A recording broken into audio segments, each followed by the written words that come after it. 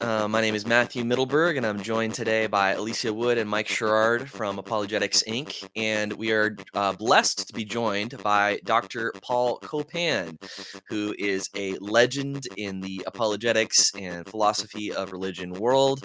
And we have a lot of great connections with him, and we're going to get into some really interesting conversations and discussions today.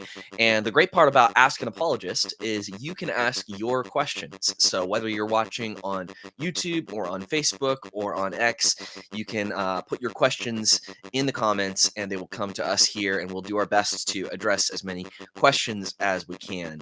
But to get us kicked off, I just wanted to share real briefly my connection with Paul Copan, because we all have connections. I think we all have different stories to tell, but I have the coolest one, so I wanted to share that, which is that my dad actually went to grad school with Paul back in the day.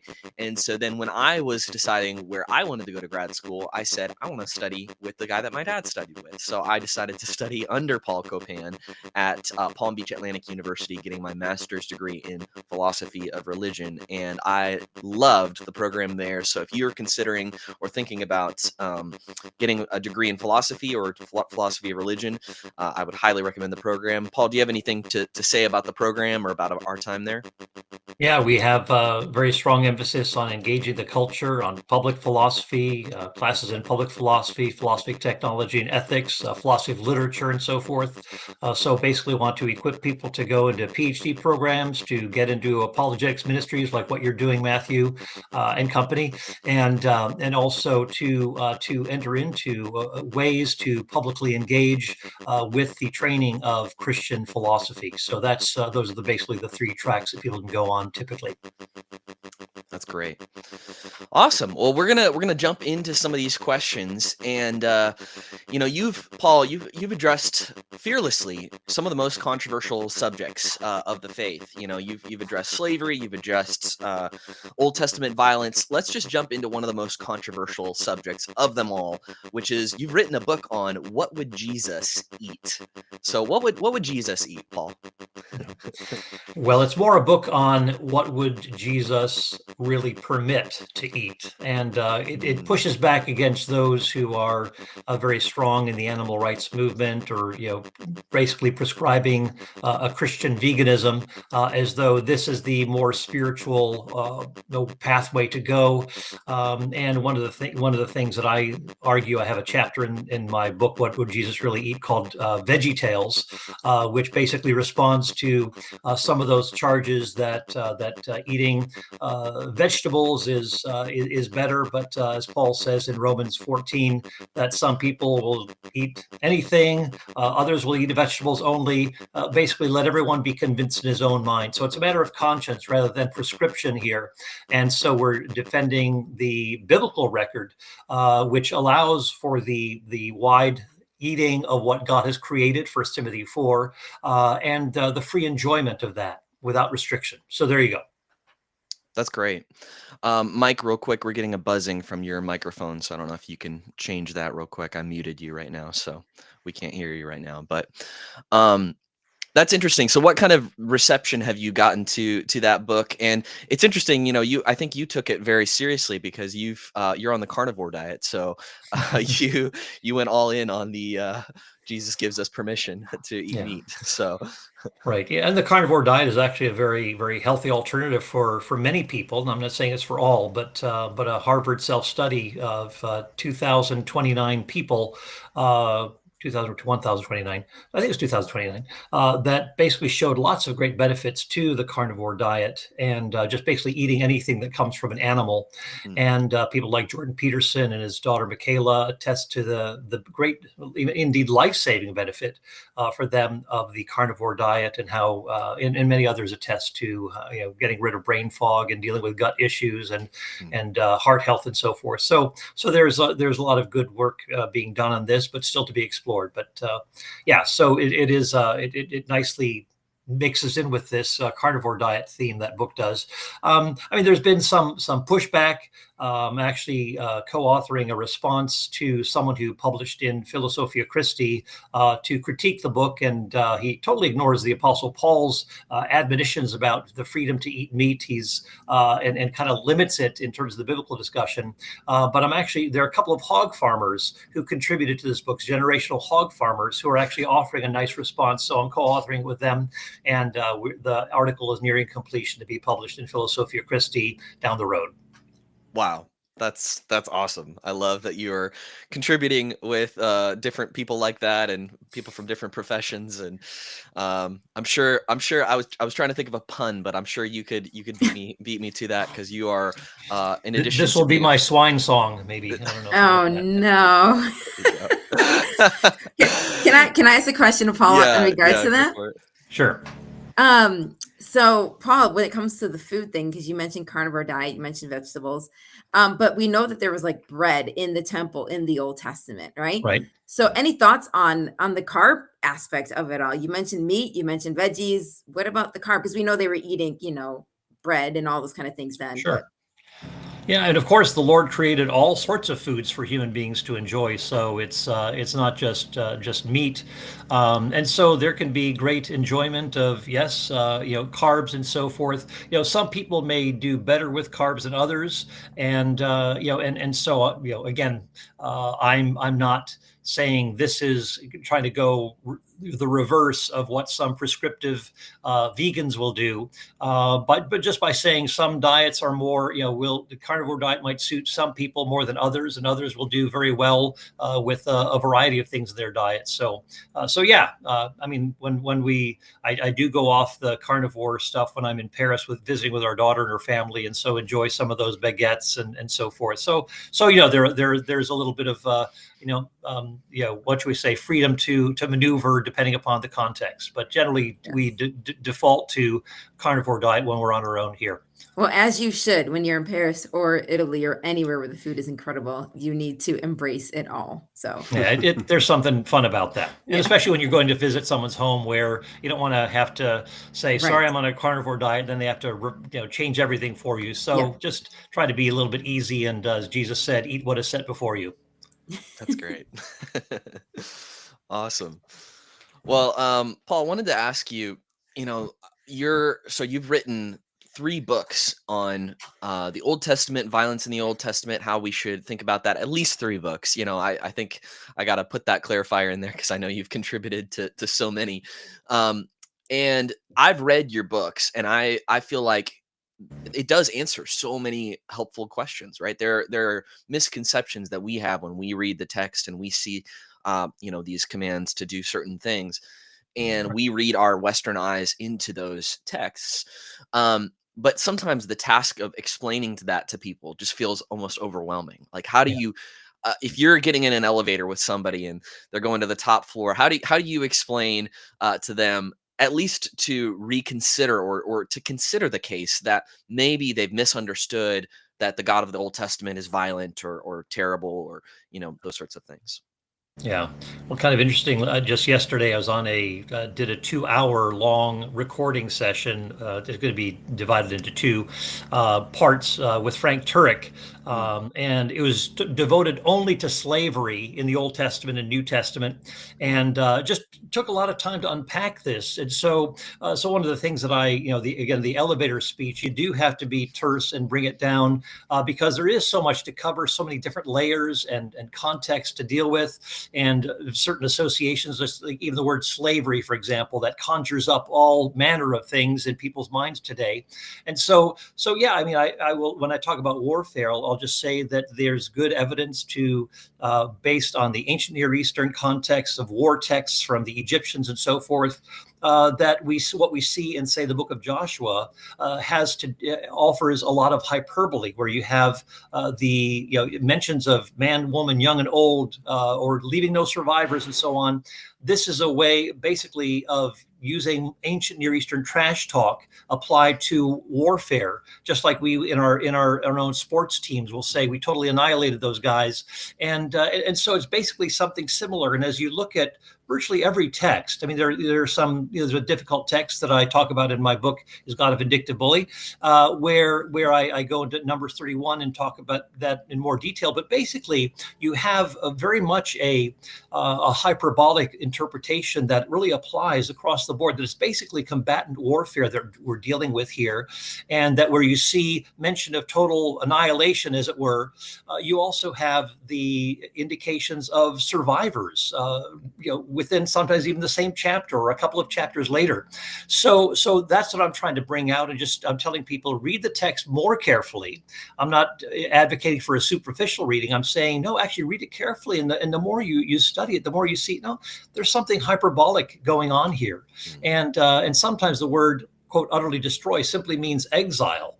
Sometimes it just means decisive victory, but it doesn't tell us anything about the number of survivors or anything like that. So those are a few things that I would say. Yeah, that's really helpful. I've found what's that, Mike? Am I back on, or am I Yeah, still you're back muted? on. You're back on. Go for it, Mike. Yeah. No, You're allowed to that's okay. talk I now. I know when you wrote "Is God a Moral Monster," you were writing the challenges of the new atheists who like to take Right. a soundbite and exploit it, and don't particularly care or won't acknowledge, at least on the stage, any of the context that you have draw out. Are Yeah. you finding? Because I think what we're finding is your work is as much. It's just as relevant now, if not more relevant now, with this renewed interest in spiritual things. And we're getting so many of the questions that we get asked in Q&A are about the God of the Old Testament. And your, the annihilated sports team analogy, I used it just 2 weeks ago. So let me also just say thank you for your work. I appreciate steal it it. all the time. Although I did give you credit, so I'm not plagiarizing all the That's time. fine. I'm sure I do sometimes, Yeah. but I think, and I'm curious if you're seeing this too, because I'm my suspicion is that more and more people now are going to be willing to do the work of examining the context, because you have a lot of skeptics, a lot of curious people, but it's not the militant new atheist kind of mindset. It's more of the help me understand, is God real? How do I make sense of the God of the Old Testament? And it seems to me people are more willing to do the work that your books provide. I don't know if you're seeing the same thing or not, Yeah. but I'm Yeah. curious. Yeah, I mean, I'm finding that people are, people will write to me or touch base with me at a conference or whatever and say your work has been very helpful, and or I was intrigued by this and I started to dig a bit more. And one person, I was one of several who had been an influence in his life, and through my work on the Old Testament, he ended up becoming a Christian, again along with other people. But he and I went back and forth in this conversation, maybe 6 or 7 different long emails that we exchanged. And he wrote me a few years later. In fact, last summer, he interviewed me for his podcast as a Christian, after having come out of atheism. So that was really neat. Wow. But yes, it does require a real measure of patience to work through these texts. And and it's interesting. Yesterday, I was reading Bill Craig, his Reasonable Faiths newsletter, and talked about how ChatGPT, when you type in a question about does God exist, it says yes, there are excellent reasons for God's existence, and that this is a more, that this makes more sense than God's non-existence. And so I thought, well, let me just type in ChatGPT and the whole idea of say a hyperbolic interpretation of the text. How is this? What is the status of this? And so, yes, there are many scholars and blah, blah, blah, who take the biblical text on the war text to be hyperbolic and so forth, that good reasons could be adduced for this. So I thought, well, that's very encouraging to see that it's not just, no, there's no good evidence for this, but more and more commentators and biblical scholars are recognizing the strength of that hyperbolic interpretation. And so it's been neat to see this unfold. But yeah, it does require patience and conversations and telling people, it takes a little bit more than an elevator talk, but if you're willing to be patient, let's get together for a cup of coffee and talk a little bit further. That's great. I love that that video I watched as well with Dr. Craig on the AI training. How you know these AI models are you know collecting all of this information from the internet, and they're training on all this data. And there's been so much work done in the realm of Christian apologetics and in philosophy and Yeah. theology that often when these theological questions or apologetic questions are asked, a Christian answer is given because that's what the data is showing. There's so much evidence, there's so much been written out there that the models have trained on, which is Right. pretty fascinating. Yeah, it really is. Yeah, that's great. Well, just a reminder, everyone watching, that this is a live stream. So if you have a question that you want to ask Dr. Copan or the rest of us, maybe a specific passage that you're curious about, uh, feel free to put that in the chat, and we'll do our best to address those questions. I had another question for Dr. Copan, which is that you know you are the author, editor, or contributor to over 100 books. So and that's crazy because I also have almost 100 books.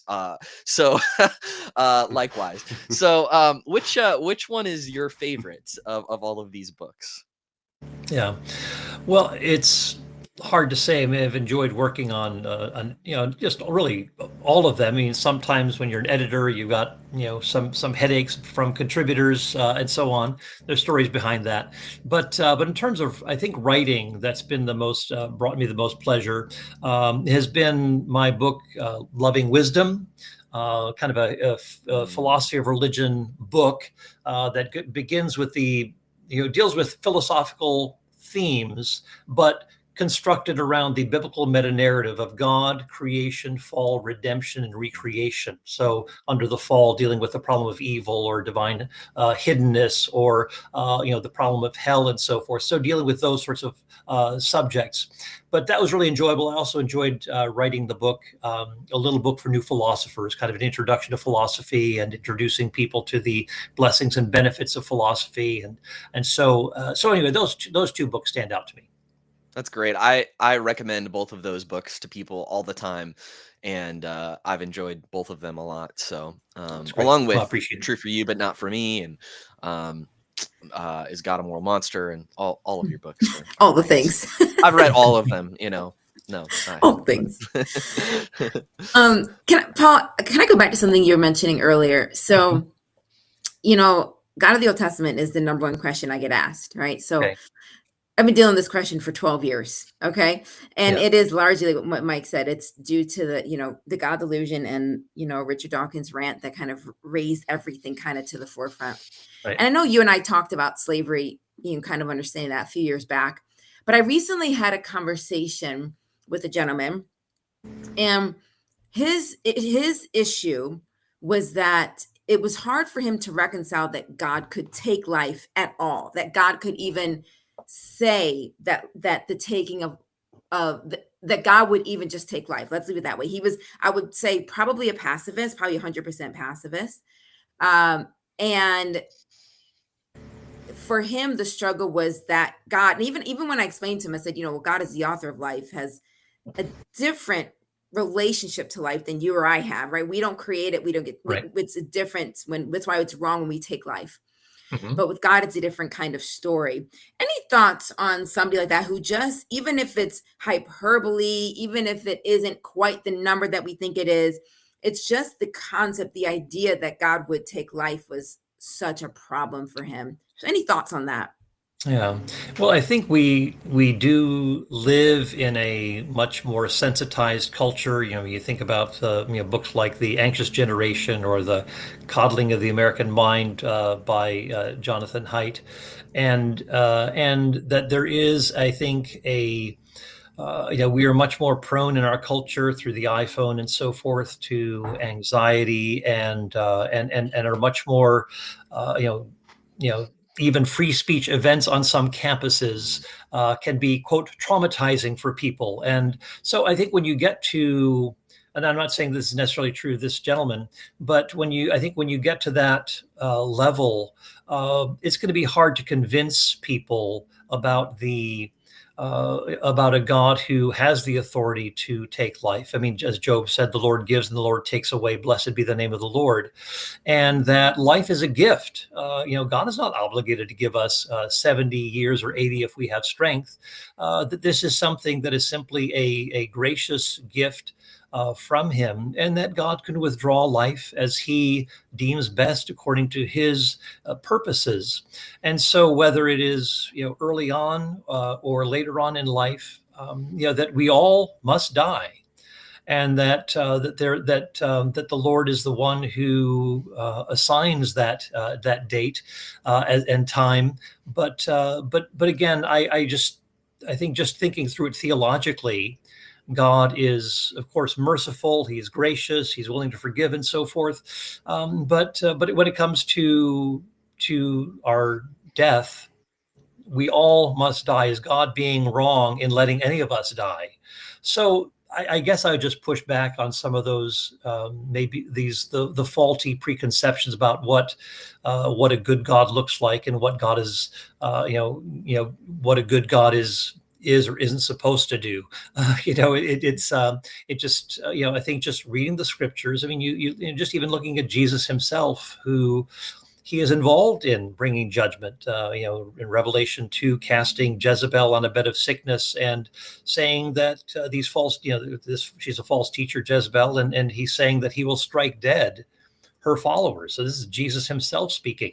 And we have other strong words of Jesus, but Jesus, who is known as this, the exemplar of someone who is spiritually and morally attuned, he's saying these sorts of things. So are you more sensitive than Jesus? Are you more morally attuned than Jesus? Well, maybe we need to get back to the exemplar, that Jesus is the true human archetype, and then take our cues from that and maybe adjust our theology accordingly.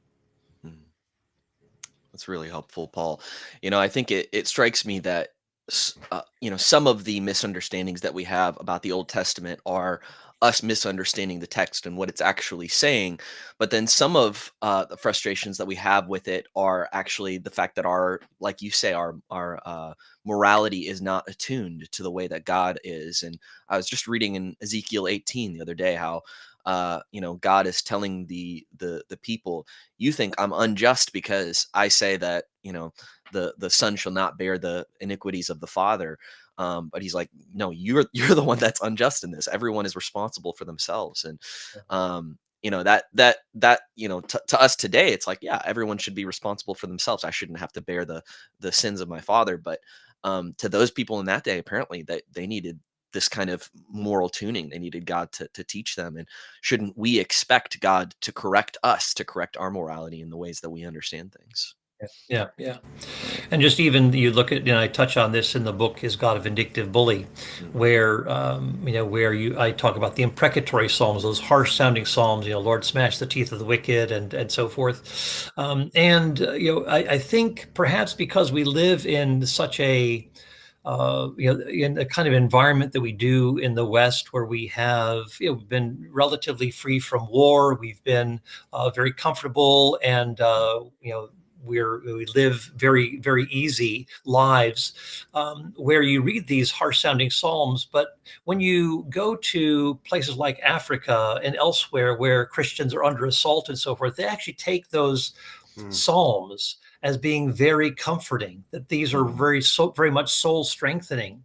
I talked to someone I was preaching in Canada, in Ottawa, back in October of last year, and someone came up to me. He's from Rwanda, and I was preaching on the imprecatory Psalms, a very difficult one, which I talk about in my book, Is God a Vindictive Bully, Psalm 137, and he said, I don't have a problem with these psalms. That these, in Rwanda, these sorts of psalms actually are a great encouragement for us. That God is one who defends the wicked, that defends against the wicked. That that we want Him to stand up for His people and so forth. And so, and as N.T. Wright said, that there are some people who are so wicked that we must pray judgment upon them, that we want them to repent and so forth. But sometimes if they continue in their wicked ways, then there's nothing left but to say, Lord, bring your judgment.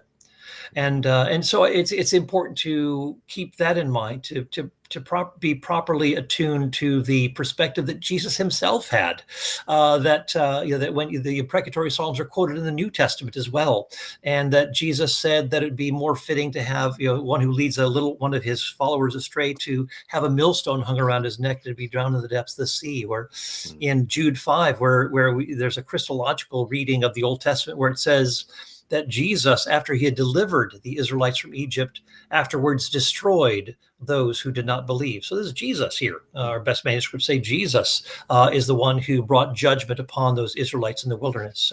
So again, needing to look to our great exemplar Jesus and to get our moral bearings that way. So anyway, hopefully Yeah, that's helpful. and no, a lot of times in the United States, we have the blessing of our moral sensibilities, if you will, that have been the product of Christianity, and we take that for granted. Sure. And then we also take for granted the relative freedom and peace that we have. Of course, there are people that have experienced great harm, but I remember a friend of mine who was he was an atheist for many years, militant in his atheism until he was in a Peruvian prison on a tour.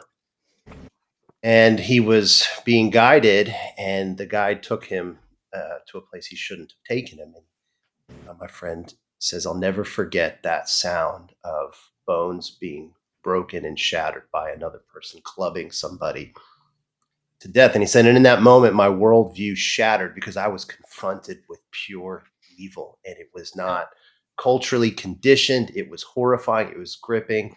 And so you think about the people that have experienced that kind of brokenness and the really, really wicked and the cruelest of enemies. And it's good that there's a hope, that there is a good, merciful, slow to anger God, but one that is powerful to stop it. Yeah. And he will at times now, but one day forevermore, he will stop it. And the power of sin has already been broken. Jesus has conquered the grave. So, right, we forget that there is true wickedness, real evil. And praise the Lord that we have hope that even that will not conquer us and it will not be the victim. Yeah. Well, it kind of reminds me of my dad came from Ukraine, and so I have Ukrainian relatives, and have one of my cousins in Ukraine. He is an Orthodox priest, and he had been a pacifist, and he was basically driving an ambulance on the front lines, and he said that when he saw the atrocities that the Russians were committing, he became a proponent of the just war view, because he said that this sort of his pacifism was very much affronted and came crumbling down because it just he realized that sometimes wickedness just needs to be directly addressed, and that the use of just coercive force is necessary.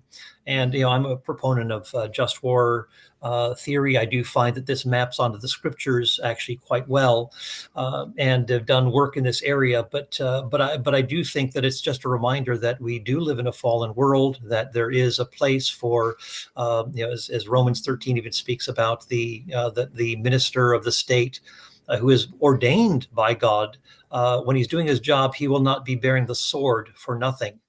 So again, that's a picture of that's a metaphor of lethality, not an officer's ticket book or something like that. So it's helpful to keep these sorts of things in perspective. It's really good. Well, like you said, Paul, I think you've written a book on it as well as edited a book on that subject. So if you're interested for more on that, check out those books. Yes, Septuagint guy, we see your question here. What do you think of Charles Copan's, not Copan, not quite Copan, but Copan's brief textbook as an introduction to philosophy and moral theology? I'll have to look that up. I have not read it, but thanks for the tip, and we'll have to dig in. I appreciate it. That's great. Okay. Well, and I, having studied under you, Paul, I know you're an expert in ethics and probably moral theology as well. Do you have a kind of a go-to for for textbooks in that kind of area or field, or one of your own writings on ethics that you would point to? Yeah. Or Well, yeah, I mean, I have done work in the area of, I have co-authored a book called An Introduction to Biblical Ethics with IVP Academic, and so cover a range of biblical ethical questions. Someone who's been a few people who have been helpful to me as well.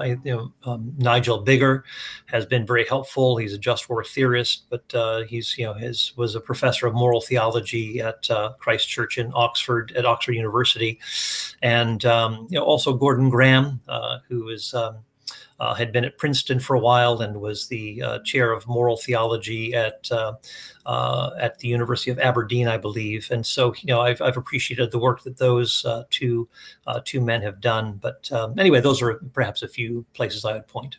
That's great. Yeah, I was going to bring up Gordon Graham. I remember enjoying that in our class on that subject. So great.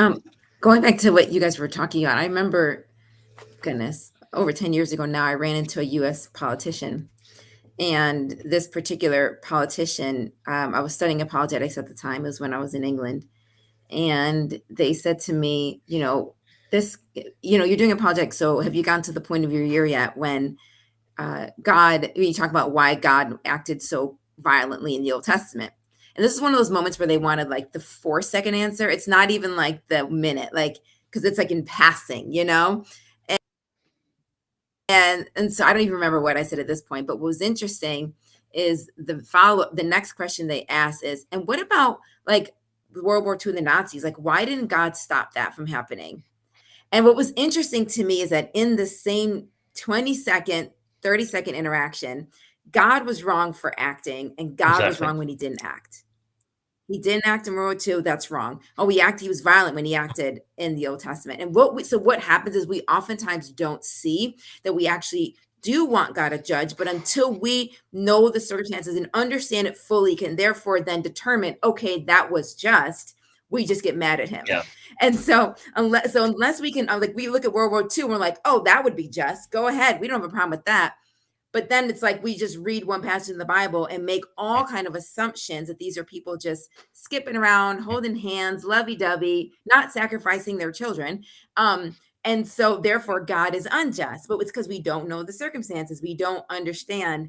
And one of the things I like to remind people is, which one of us in this room that we're in right now, as I'm talking to somebody, would not intervene if children were being sacrificed? Like, wouldn't we be monsters if we didn't intervene, if we didn't stop this? And so I think, going back to something you said earlier, Paul, like with the Old Testament, which I love, I'm an OT junkie, but it does take a lot of work because the culture is so far from us. It's an Eastern culture, and we live in a Western culture, right? They think differently. There's all of these different things that we need, and it does take work. And I think when it comes to so much of this part, it's largely because people haven't done the work or read, like you said, like the books that you wrote and things like that. And so they're jumping in with a completely just base level Western world, modern 2025 mindset.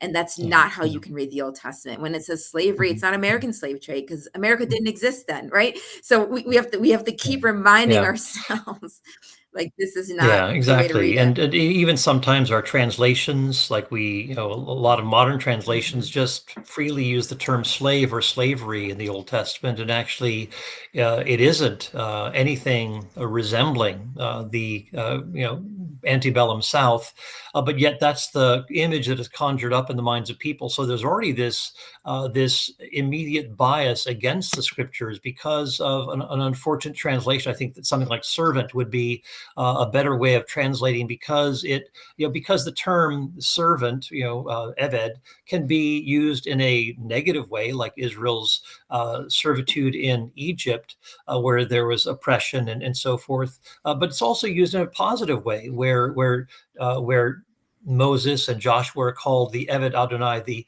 the servant of the Lord. Again, a very, very positive honorific title.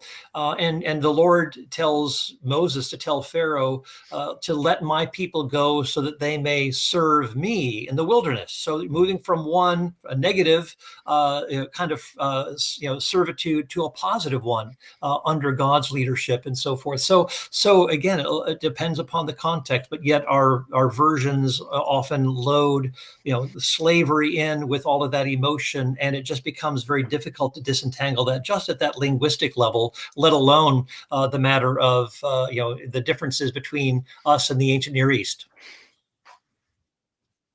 Well, and I like to remind people, like, there's a reason why there was a slave Bible, right? The Yeah. slave Bible the whole point was to make sure that the American slaves were not, well, the African slaves that were in America, but the American slaves, that they didn't realize that the God of the Bible believed in freedom. Yep.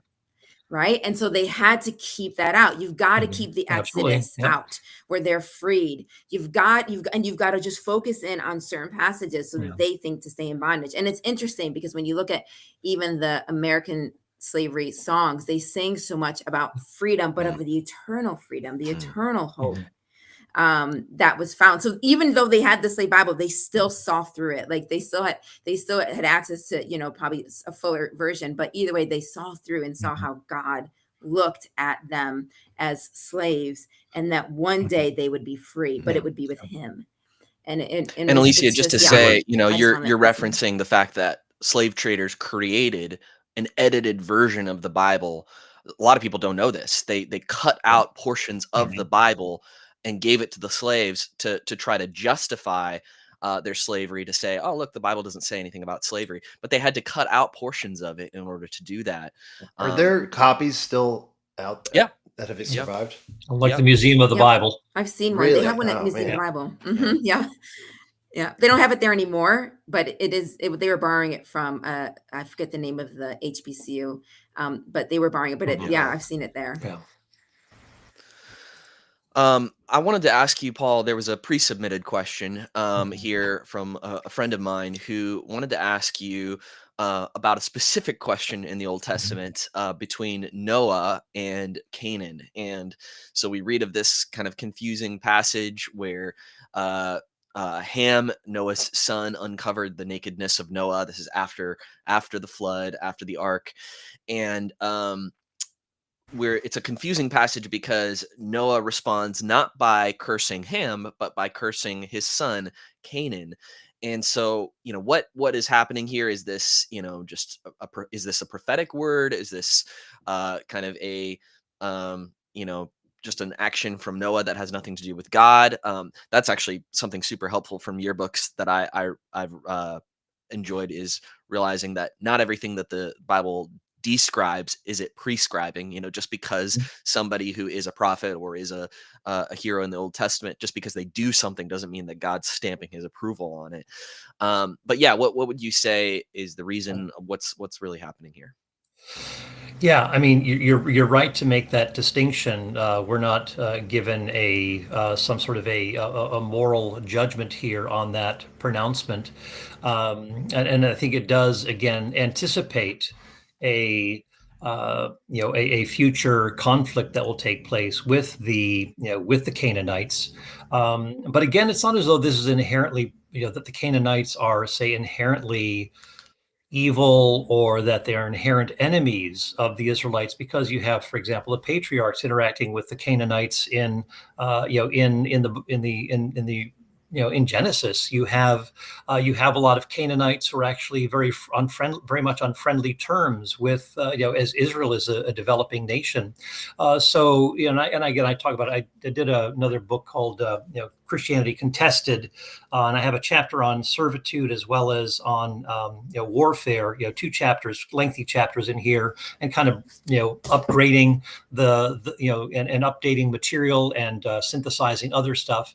But what I try to do there is show that there's so many Canaanites who are mentioned who are in Israel, and who are like, you think of Uriah the Hittite, or Obed there's a Philistine, who's someone who's guarding the Ark of the Covenant. You have various Canaanites who are living right alongside the Israelites, and so you even have Canaanites from Shechem in chapter 8 of Joshua who are there at a covenant renewal ceremony while Joshua is reading the law, and these strangers are alongside these these Israelites. So anyway, so anyways, as I explore these things, I see some comments here in terms of the word eved. In terms of the treatment of the term servant, I would encourage people to take a look at Peter Williams' essay on servitude in Scroll and Stone, I believe. And so the Hittites, of course, were part of the group that God said were going to be that the Israelites were going to be driving them out. That the area of the Hittites, these various Canaanite peoples and so forth, that these were all part of a larger group that God was going to be that these were the ones who were going to be driven out. So the Hittites are included in that larger list, not technically Canaanites, but certainly are part of that larger group that God is speaking of. People, in terms of sources for history and culture, I mean, people whom I have engaged with, I mean, people like Alan Millard, John Goldengay, James Hoffmeyer, and so forth. These are people who are experts in the ancient Near East. I mean, there are plenty of sources. These are people who are endorsing my books, by the way. Some people think, oh, where is he getting this stuff? I'm drawing it from these ancient Near Eastern scholars, these biblical scholars. So it's not as though I'm just simply making stuff up here. And so anyway, there are people who are actually even writing in commentaries who are referring to some of the work that I've done. So anyway, but that's we can go on from here, but those are some things that I perhaps might add in terms of this discussion that's taking place in the column here. Yeah, that's great. I wanted to ask you this. There was another earlier question here too, back from Septuagint guy. I'm assuming it's Septuagint guy. You can correct me if that's not the correct pronunciation of your gamer tag, but do you have any church fathers throughout history that you would point to, or would you maybe point more to the development of scripture or different people like that for moral theology? Yeah, well, I guess someone who's been influential in my own thinking has been Augustine. I don't agree with everything about Augustine's theology, but I do very much appreciate his City of God, or of course, his take on the basically part of the of course Ambrose, who influenced him, was a just war proponent, and of course Augustine was influenced by that particular viewpoint, and so just even the whole issue of sin and the Christian life, of spiritual growth and so forth, and even Augustine's very, very strong devotional life. I've really been a bit appreciated the the work that he has done. So anyway, that's great. Very good. I forgot to ask earlier on the 100 books. You have 100 books that you've written, edited, contributed to. What is the next one that's going to be coming out? Yeah, I'm working on a few new editions. One on True for You, but Not for Me, as you mentioned, and then another on biblical ethics. So those are up and coming. I'm also doing a book, Two Views on Hell. It's basically people who are giving, taking the conditional immortality viewpoint, philosopher, theologian, systematic theologian, practical theologian, and biblical scholar, people on that side interacting with those who hold to eternal conscious punishment. So they're interacting, going back and forth. And so Christopher Date and I are co-editing that book, and that's going to be coming out with IVP Academic probably next year. Okay, very cool. Is the one on ethics going to That's be exciting. textbook? The Yeah, it's published intro? with IVP Academic, Okay. So it's going into its 4th edition. Oh, great. Okay, it's okay. That's So awesome. it is out. Very cool. Well, I'm looking forward to that next edition of True for You, but Not for Me. That's is this the 3rd edition of that, or the 4th edition? Yeah, 3rd. Yeah, 3rd. yeah. Okay, So very cool. That'll be very helpful. Oh, by the way, I do use if I can throw primary another one. sources in my books. By the way, I'm quoting scholars, but I also do interact with primary sources as well. So you can just take a look at my books. Great. So going, kind of going along the lines of, I'm just thinking of just questions that come my way that let's just throw them all at you, Paul. Looking at the slavery thing again in the New Testament, though, from a different perspective, and with doulos and being used, Paul using it as servant of Christ and all these kind of things as intros.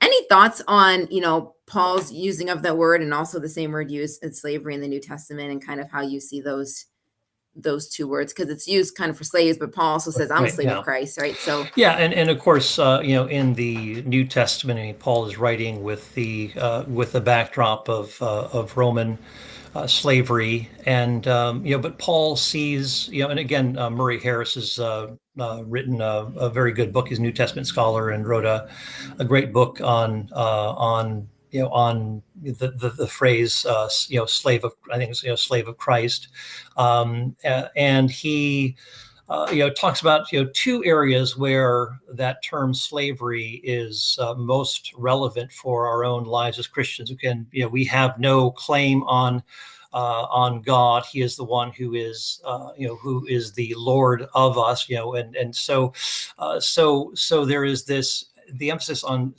being servants or slaves of Christ. That why do you call me Lord, Lord, and don't do the things that I say? But there's also this serving one another in love. That we are to engage in in taking the servant's role within the body of Christ toward one another. And so these are the two areas that he is taking this image. Of course, we are, as Paul says in Romans 8 and Galatians 4, that we are no longer slaves, but sons. And of course, that notion of adoption is very different from our own modern day understanding of adoption. You basically picked someone. If you didn't have your own children, you picked an adult, and so forth. And there's no other one. It was just one. But here we are adopted as sons. So that language of slavery, again with the spirit of fear, has been replaced by a spirit of sonship, and by which we cry out, Abba, Father. So you will see doulos used in terms of our relationship to Christ and also one another in the body of Christ, but also there's that very real distinction between slaves and sons, that we have been adopted into God's family by virtue of our union with Christ. And Galatians is very strong on that. Nijay Gupta's kind of his work on Galatians has been very helpful in that regard. But I think those are maybe a few things, kind of a few kind of pegs to hang some thoughts as we think about the notion of slavery and how slave, for example, is used in the New Testament. It's really good. I think another really helpful thing that I've gotten from your books, Paul, is this idea that God is dealing with case law often in these situations where these are unfortunate circumstances, or they're unfortunate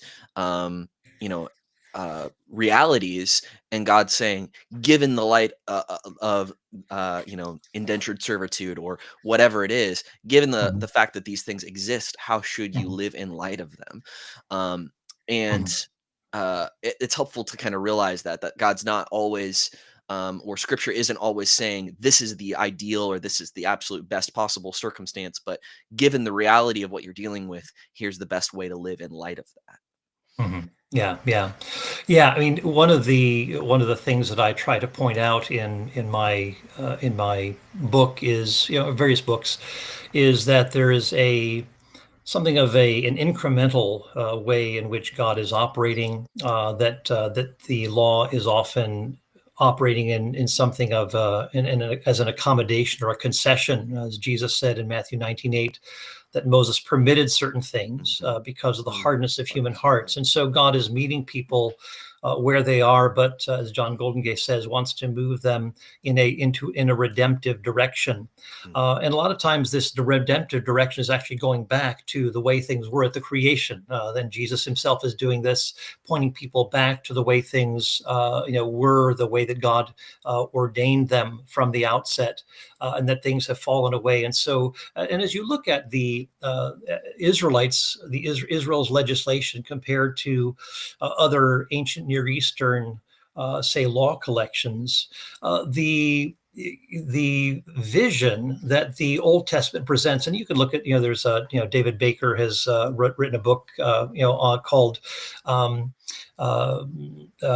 Tight Fists or Open Hands, and it's a book that looks at Israel's legislation and its very great concern for the alien, the orphan, the widow, those who are the most vulnerable in society. And then you look around at the surrounding nations, and so it's a very nice contrast that he draws in looking at, say, gleaning laws that Israel has that other surrounding nations don't have, or these release laws that the Israelites have on a consistent basis, 6 years and then release for indentured servitude, or other measures to, again, no interest loans to help the poor in Israel, rather than gouging them and keeping them in poverty and so forth. So as you look at the kind of legislation of Israel compared to that of the surrounding nations, and there's some overlap, of course.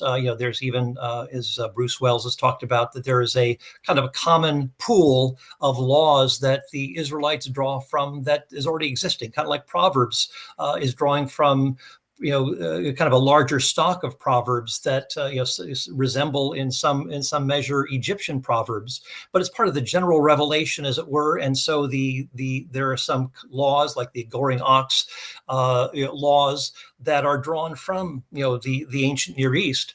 But when you look at the vision, and I think it's helpful to look at the vision of the Old Testament and the fundamental equality of human beings. That there is no slave class, there's no hierarchy of humanity, that they're fundamentally equal, and that this is what even though there may be certain concessions, people are impoverished, you employ them, people might run away, and you might employ a runaway slave to work for you, and he's not going to have any place to go. Leviticus 25 says you can't own the land or anything like that, so he may just stay within a household, and his children too.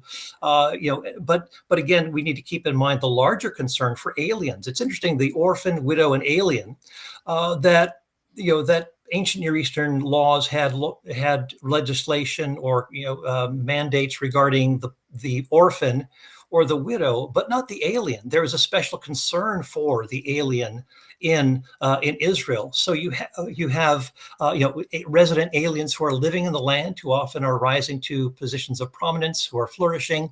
People like Uriah the Hittite, who's this foreigner sojourning in Israel, or even Isaiah 16. You have the Moabites, who are some people flee to Israel because of famine conditions, or in this case because of war conditions.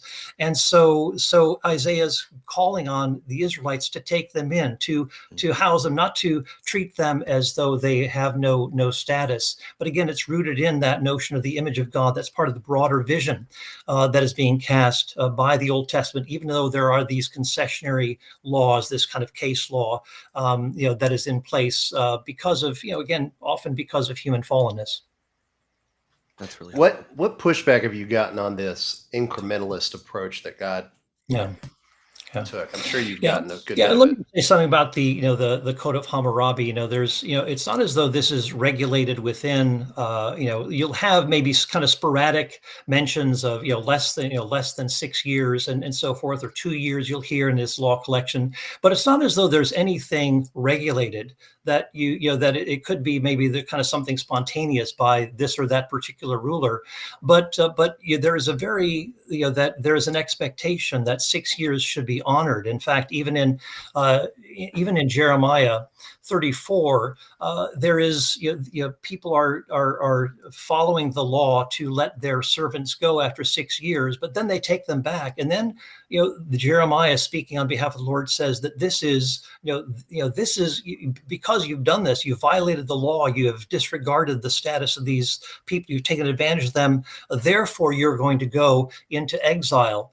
So again, it's a very strong sort of a mandate there. So let me go back. Sorry, Mike. Let me go back to your question. Could you just repeat that? No, I was just curious about the pushback you might have gotten over the years on describing God's approach as an incrementalist approach, which seems to me to be the right way to look at it. But I'm sure you've gotten a bunch of pushback on regarding that. I mean, and there are some people who say, the law, should not change and so forth. Like even in Leviticus 25, I was speaking with, yesterday about the matter of, having Gentile, servants. And and of course, even if there is this radical distinction between the Gentile servant in Israel and the Jewish, of course, runaway slaves or from foreign nations can come to Israel, and this is seen as a good thing, that they can be taken in and that they can find refuge from harsh masters from whom they've run away, and so forth. And there is that kind of a freedom there in the law of Moses for kind of a welcoming of those who are foreigners. But in terms of the incrementalist approach, some people think, things should not change. And so, well, what do we do with things like kosher laws, which are temporary, which are actually a boundary marker for the Israelites? That and you have clothing laws, you have planting laws, and so forth, which are actual indicators of how the Israelites in every facet of society are to show themselves distinctive and not blending in with the rest of the nations. But again, these are temporary measures that we see later on. Jesus says that these were, that all foods are ultimately clean, that there's nothing inherently unclean, that God made things, good from the very beginning. Paul reiterates in 1 Timothy 4. And so there are things that do shift and are modified, but ultimately are fulfilled in Jesus Christ, who came not to abolish the law, but to fulfill it. And so these are some of the key, it's just one example of this kind of incremental sort of a thing that develops later on. And even with the Gentiles, they become, the law anticipates, and the prophets too, that Gentiles will be incorporated into the people of God as the children of Abraham. And so you have, even Assyria and Egypt included in with the people of God in, say, a place like Isaiah 19, or then later on in Isaiah 57, where the eunuch and the foreigner are, call on the name of the Lord, and they're incorporated into the people of God. So even if you hold to some sort of a rigid distinction between the native and the foreigner, which actually in the chapter before, from Leviticus 25, Leviticus 24, 22, you have this a common law that is to be for both the native and the foreigner. But again, that division is ultimately broken down in the fulfillment of Jesus, the true Israelite who fulfills that promise that was made to Abraham to bring all the nations in. So anyway, those are a few things that I would throw out there. Thanks, Paul. Just want to remind everyone that if you're enjoying this conversation, please subscribe to our YouTube channel, follow us on Facebook or X, and because we do this once a month. And so next month we'll be having on Hillary Morgan Ferrer, president of Mama Bear Apologetics, to talk about these sorts of issues and questions. And then the month after that, in October, we'll have Dr. Paul Gould on, who is also a professor at Palm Beach Atlantic University in philosophy of religion. So this is an ongoing kind of series that we have. So if you're enjoying this, please follow. Paul, I wanted to ask you, I tried to think of a question so obscure that even you wouldn't have an informed opinion about it, but I gave up because I realized you are so learned. You've probably already written 18 books on every topic that I've thought of. So how did you become so well versed in such a wide range of subjects. And what advice would you give to people who want to learn and to grow and to become well versed on these things? Yeah. Well, um, back in the Atlantic, The Economist, a few years ago, there was a cover story that said, "Choose your parents wisely," and basically talking about how sometimes we just end up in places that again no one has any control over. God alone knows, and figures all of these things into the outworking of His purposes. But I'm very glad to have grown up in a Christian home where I had exposure to the Scriptures, and again, just the course of study that I took was very beneficial for me. Having an undergrad in biblical studies. And then going on to do further biblical and theological studies at a master's level, in addition to getting in a kind of as it were, accidentally slipping into philosophy by taking an elective when I was at Trinity Seminary, and then through that elective, pursuing a master's degree in philosophy of religion at that time, and then eventually getting my PhD in philosophy. So, interesting comment. Yes. You can look up the article if you like. Has been cold for 30 years. Well, there's something very interesting about the birth order of children, and that's a lot of times what it's talking about. So that seems an irrelevant comment, but whatever. Well, I can't even see the comment. You got to throw that comment up. The Economist has been cold for 30 years. Well, I'm just saying. I just happened to see this, and it was very interesting to notice the birth order. What a difference the birth order makes, even within a family, let alone your parents. And so that can be very shaping. So anyway, but I just talked about how I've been shaped in this regard. And that's really the point of connection there. How I've been shaped by this background, and just through things that as I look back, I thank the Lord for how those how He's helped me take those steps. And I think some people, and so I'm glad for this range of background that I have in the area of philosophy and biblical studies and philosophy, that I can step into these areas and engage with them, and and feel comfortable with very much with the literature in these areas. But so I'm glad that I've had that opportunity, and then just even sometimes just as you go along and you're part of philosophical societies, especially Christian philosophical societies, there's a lot of camaraderie. There's a lot of encouragement to. Sometimes you get into like an editing or writing project. People say, "Hey, do you want to write on this or that particular topic?" And so it gives me an opportunity to have that collegiality in writing or editing, and also to explore new avenues that I had not looked at with any measure of depth, and so it's led me to explore a whole range of issues that again I just wouldn't have anticipated. So again, a lot of things. It's like as the Psalm in Psalm 16, that my lines have fallen in pleasant places, and so I'm very glad for that. And I know that other people have not had those sorts of opportunities, but so you can't always prescribe these sorts of things. But again, I think it just takes a lot of digging, a lot of homework, a lot of perseverance, a lot of I think just a lot of encouragement from within the body of Christ to keep going and to stay the course. So your work is a blessing. We are all indebted to it, and an entire generation of pastors and philosophers and apologists are indebted to. It's again. So anybody watching, if you've not become familiar yet with Paul's works, do it. They're great books. That there's some are academic textbooks, and then some are like "Is God a Moral Monster," which was written at the popular level. But the footnotes are very helpful, and in particular, like with "Is God a Moral Monster," since it's written for the laity or the popular audience, it doesn't have a ton of footnotes, so there's not as many places to sort through. But it can be helpful to guide you to other materials to grow in knowledge, answering questions about the God of the Old Testament, the Near East.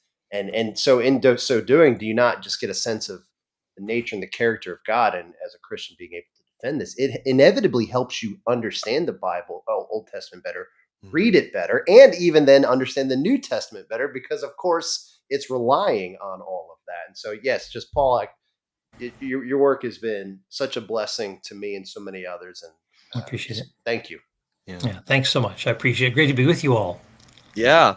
I have a question here that was pre-submitted, and I think you will really like this one. How do you talk to people who are agnostic or think nothing can be known about God existing?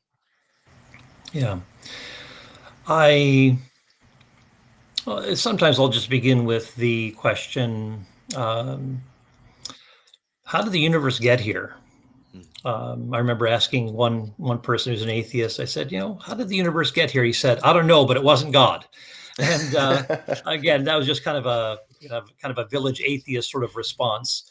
But it's interesting that there's a very, very strong reason to believe in the finitude of the universe. The universe is not eternal. And so it does leave us with the question, where did it come from? The universe is ontologically haunted.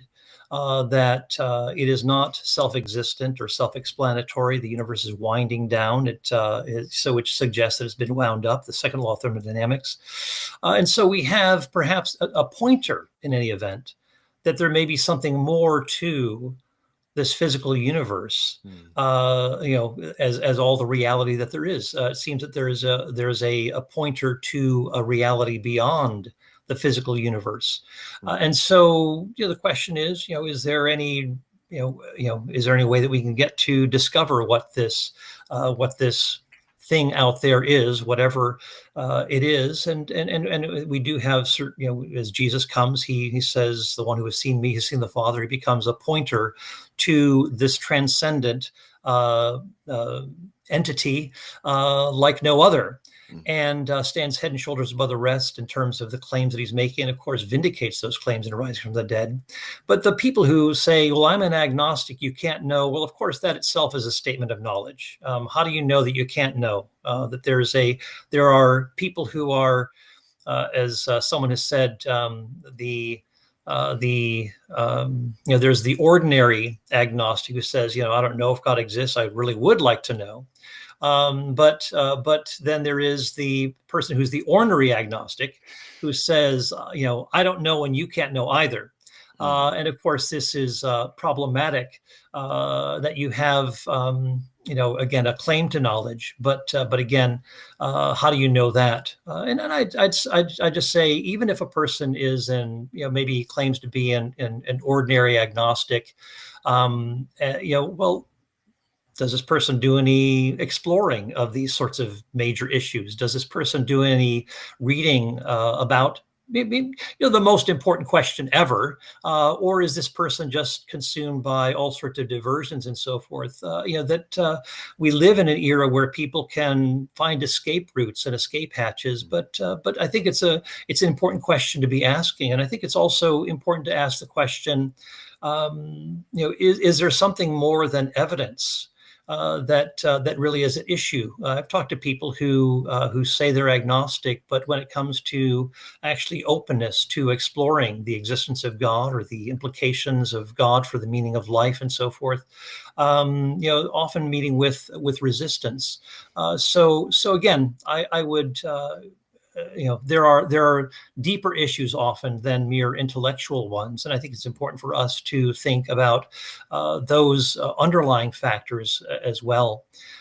So anyway, I would just Yeah. begin with where things come from. I mean, we have I co-edited a book with William Lane Craig or two books on the Kalam cosmological argument. One looking at the philosophical arguments, and the other looking at the scientific arguments. And again, there is a very strong emphasis. Matter itself is part of the space-time universe. It constitutes the space-time universe, as it were. As the universe expands, as matter expands, the universe expands. But you have fundamentally cosmologists recognizing that the universe looks a lot like creation, out of nothing. And Paul Davies says we basically don't have, he's not a Christian, more like I don't know, perhaps hard to categorize. He shifted a little bit, Yeah. but a noted popular level physicist who says really we don't have much choice. Either